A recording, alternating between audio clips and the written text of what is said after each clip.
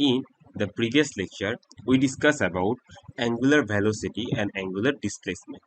In this lecture, we will discuss about angular acceleration. So, what is angular acceleration? The angular acceleration of an object moving in a circular or rotating about an axis is the ratio of the object's change in angular velocity to the time required for that change. So it says that there is 2 points. One is it is the ratio of one change in angular velocity. So we can represent as it del omega, and the time required for that change. So we find two things. One is change in angular velocity and the time required for that change. So by the help of this, we can make a formula of angular velocity. We represent angular velocity as alpha. Alpha equals to del of omega by del of t. So it is the equations for alpha of angular acceleration. So we can also write it as alpha equals to omega by t. Here we know that so we have to find out like what is the relation between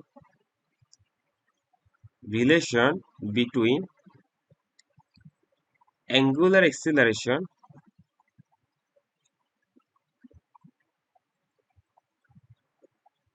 and normal or linear acceleration, or you can say that acceleration. So if the angular acceleration is alpha and the normal acceleration is a, we know that, so we can write a equals to alpha r. A equals to alpha r, or in vector representation we can write this a equals to alpha cross r. So it is the cross product with alpha angular acceleration with radius vector. This is our radius vector. So we know what is angular acceleration now.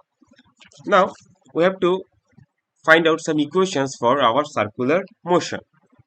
So we know for linear motions we solve some equation like if I write, one is we know s equals to v of t. The second one is v equals to v naught plus at. The third one is s equals to v naught t plus half of at square. The fourth one is v square equals to v naught square plus 2as, and the last one is s equals to v plus v naught divided by 2 into t. So in our circular motion or angular motion,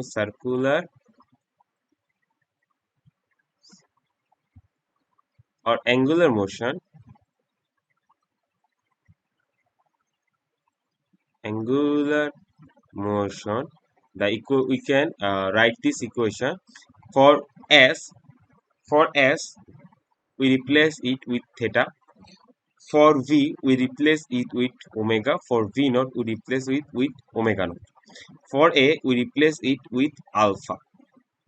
So and the other one t is as usual as t. So for first one we can write for theta equals to omega t. The second one is as v plus v naught plus at, v equals to v naught plus at, we can write this as omega equals to omega naught plus alpha t. What is alpha t? The third one is we can write theta equals to omega naught t plus half of alpha t square. The fourth one is omega square equals to omega naught square plus 2 alpha 2 alpha theta. Then the last one is theta equals to omega plus omega naught by 2 into t. So we can uh, relate our linear motion with circular and angular motion. So if I know these these five formula, I can easily remember these five formula also. Here in circular motion, one more term we have to familiar with. The term is the center not center centripetal acceleration. Centripetal acceleration. So what is centripetal acceleration? The definition of centripetal acceleration is an object moving in a circular path of radius r with a constant speed v has an acceleration called centripetal acceleration. The acceleration is directed towards the center of the circle. So, if I move an object in circular path, then here an acceleration is occurs towards the center, and this acceleration is known as centripetal acceleration. For example, we know force equals to m of alpha. So here alpha plays an important role for force. So uh, how can we relate this centripetal force? when we swing when we swing a stone when we swing a stone, and edge of the one edge of the string is our one finger, and we swing the stone, then we can feel a force in our finger. And why this force occurs? Because there's occur a acceleration towards the center, and this acceleration is known as centripetal acceleration. With centripetal acceleration, we have to remember two formula. One is we can represent centripetal acceleration is AC,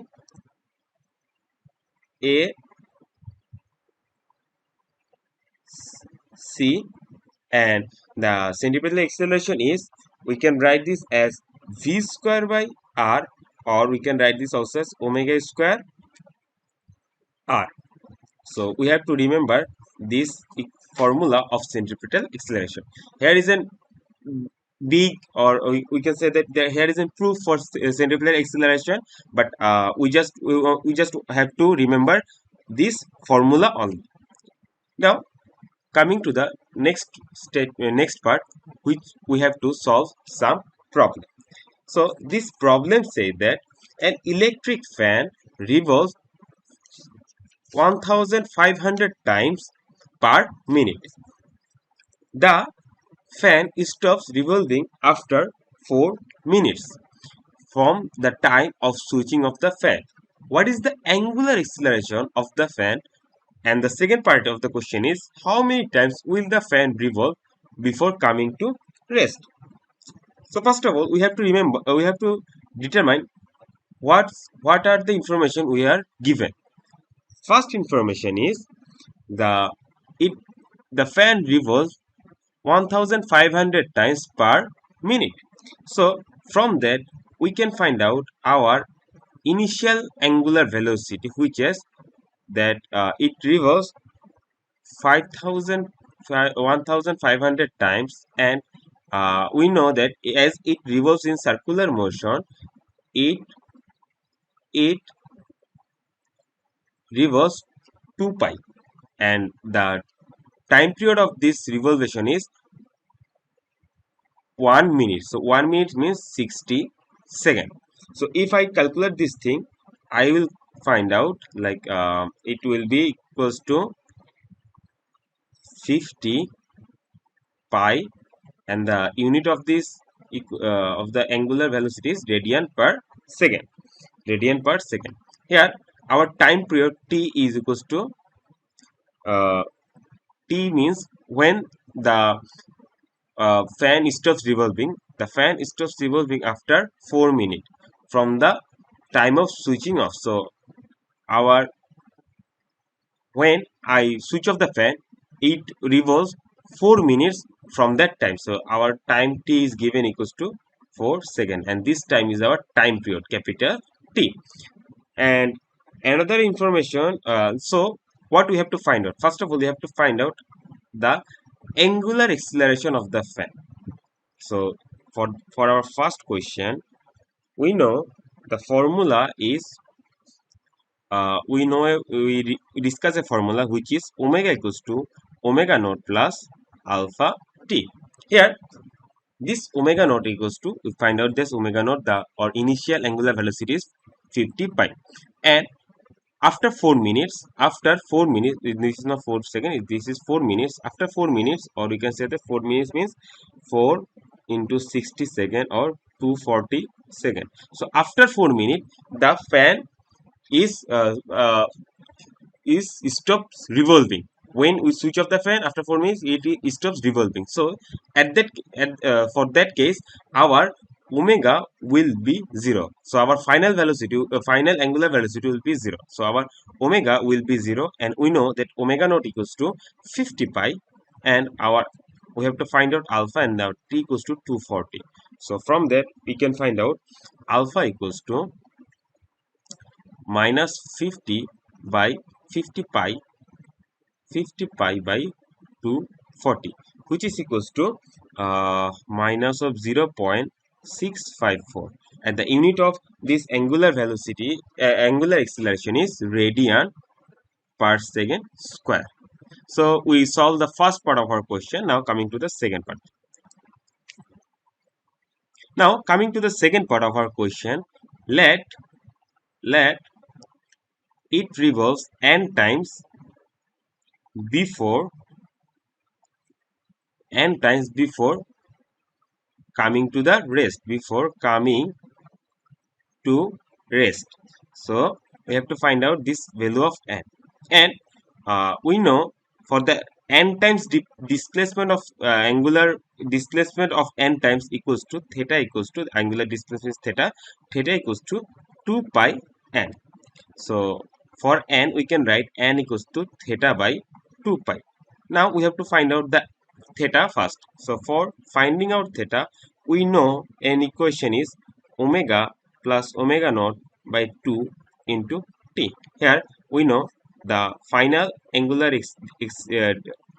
velocity is 0, and our initial angular velocity is 50 pi, and the time equals to 240 seconds.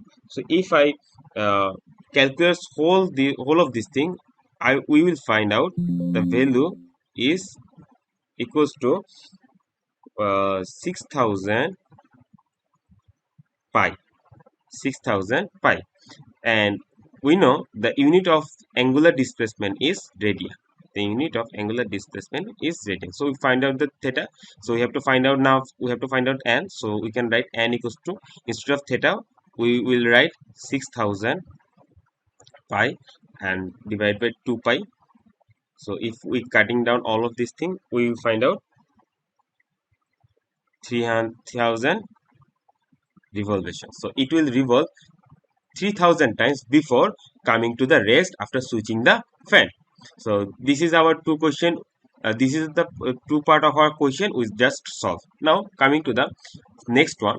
The next question is, the electron of hydrogen atom is revolving around the nucleus in a circular path of radius 5.2 into 10 to the power minus 11 meter with the velocity of 2.2 into 10⁻⁶ meter per second. We have to calculate the centripetal acceleration of the electron. For centripetal acceleration, we know AC equals to V square by R or omega square R. Now we have to determine what information we are given. So first of all, we are given that the radius of the circular path is 5.2 into 10 to the power minus 11 meter, and the velocity, and this is the, and from the unit of this velocity we determine that this is our linear velocity. linear velocity. So the velocity v is 2.2 into 10 to the power 6 meter per second. So we have to now find out what is the centripetal acceleration. For centripetal acceleration, we will use this formula because this formula use the linear uh, velocity. So for that, we will use v square by r. Here the value of v square equal v is 5.2 into 10 to the power minus 11 whole square, and the value of r is no, sorry, this is not the value of v. The value of v is 2.2 into 10 to the power 6 meter per second, and the value of r is 5.2 into 10 inverse 11 meter. It is meter per second, this is meter. So if I calculate all of this thing, I'll find out the answer is 9.31 into 10 to the power 22 meter per second square. So it is our centripetal acceleration for the electron of hydrogen atom. So that's all for today's video. We solved some problem of circular motion in our previous lectures. We solved some problem about projectile motion, horizontal projectile motions and projectile motions, and in that chapter we are discussing two-dimensional motions. So we this is one of the this is the this is one of the important chapter of physics, so we have to understand all of the concept of two-dimensional motion. So if you like this if you love our content, please like this video and do subscribe to our channel. Thank you.